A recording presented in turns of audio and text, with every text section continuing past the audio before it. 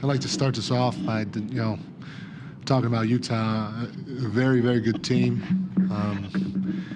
Quinn's an excellent coach. They got a bright future. They did a heck of a job putting that group together and playing the right way throughout most of the year. And, the fight and challenge that they gave us was good. A lot of respect for them on the floor and off the floor, and we wish them nothing but the best. Good people, too. I thought, during the game, there was a lot of ebb and flow. We went on a run. We talked about getting off to a good start. Our guys did that, but maybe I should have said we should get off to a good start and keep playing that way. That's the part I might have left out. And Utah fought, they clawed. Next thing you know, it's a ball game. The young fella, Dante Exum, came in and had a heck of a game for those guys. He got him back into it. His energy that he brought, the toughness, he wasn't afraid of the moment, helped them get back in the ball game. But I got to give our guys credit because they stayed with it. Every time Utah went on a little run and cut it to 5 or 10 or 7 or whatever it was, our guys responded.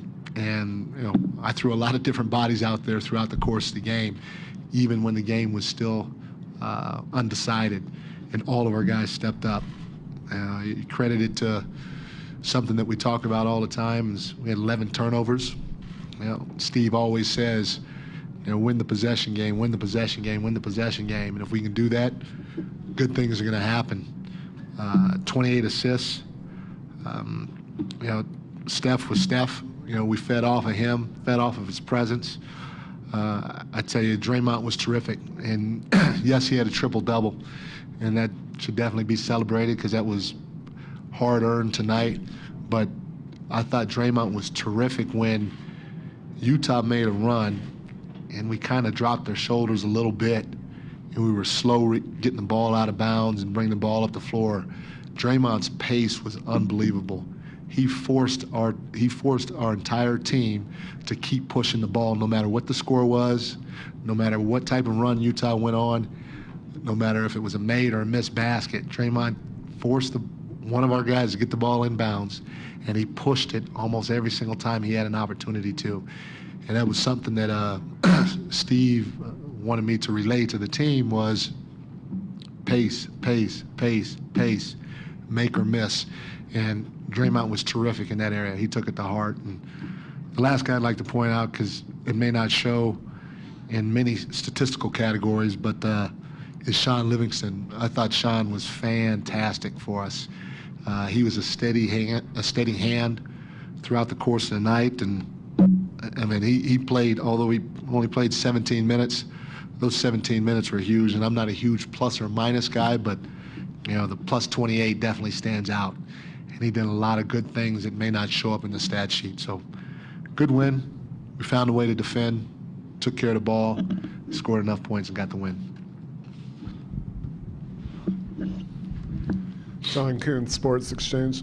Coach, looking at the first quarter, what did you feel like you did most effectively defensively to limit the Jazz? They only shot 24% from the field, only had 17 points.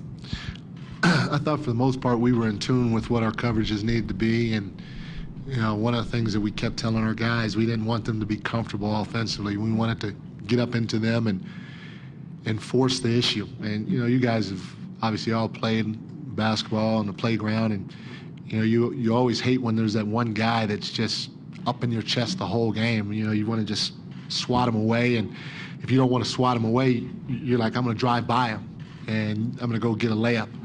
And so that was our mentality going into the series. We wanted to try to make these guys as uncomfortable as possible throughout the course of the game and not necessarily let them get in the rhythm to execute their offense. And part of our deal was we were going to switch everything and not let them have an advantage when they play pick and roll or when they go into the post. And our guys did a phenomenal job doing that.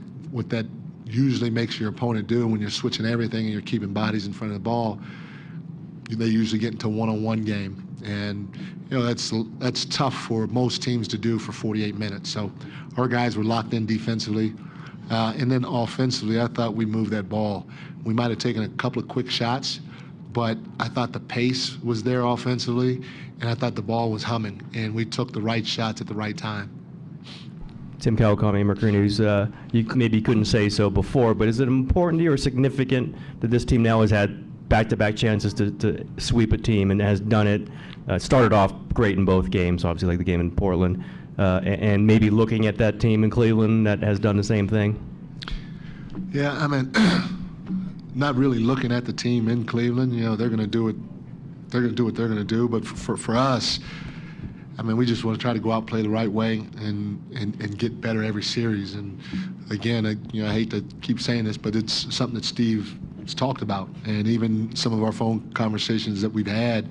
You know, he's always, harping on, hey, it's not just for this game. It's for the long term. We got to get better. We got to do things the right way. And so for us, we feel if we do things the right way, Tim, that we're going to win most ball games. And so for us to go out and play the right way, get a sweep, gives us a few extra days off right here, and then we'll get ready for our next opponent. But we don't really care what anybody else out there does. Kareem Copeland, AP. What have you been most impressed by during this 8-game streak? One of the things is winning the possession game. I think our turnovers have been great, and again, we've been preaching to our guys the entire year. If we can win that with the way we shoot, the way we score, with our pace, the way we defend, we're going to have a chance to win a lot of games. And so, you got a lot of teams come playoff time where they hold and grab you. It's a little bit more physical, and they don't call fouls as much. So. Turnovers can happen if you're not strong with the basketball, and our guys have done a fantastic job of taking care of it. Hey, Mike. Phil Barber, Santa Rosa Press Democrat. There was a moment in the game when Curry didn't get out on a three-pointer, and Durant had a few words with him as they were coming to the bench. Steph looked a little frustrated. Not that it was a big deal, but describe the atmosphere on a team where one MVP can chirp a little at another MVP, and it seems to work instead of hurt the team. When you get to this point in the year, and I've been fortunate to be at this point in the year with other teams too, I've always experienced that you have to have a team that has ownership of what they're doing. Not only do they need to have ownership of what they're doing, but they can't be afraid to police one another.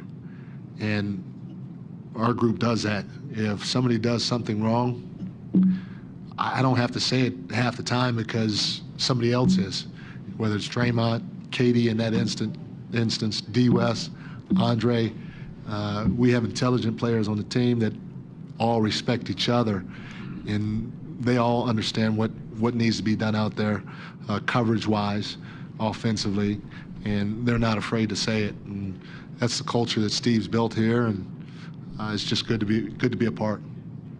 Mike, obviously Steve built that culture, but what are some of the more quantifiable ways that Steve impacted this series without actually being here, like in terms of helping you along this process? A lot of times he helps with the messaging, and he's watching every single game, and so there are going to be some things that he sees out there that we may not see because he doesn't have the perspective that we do.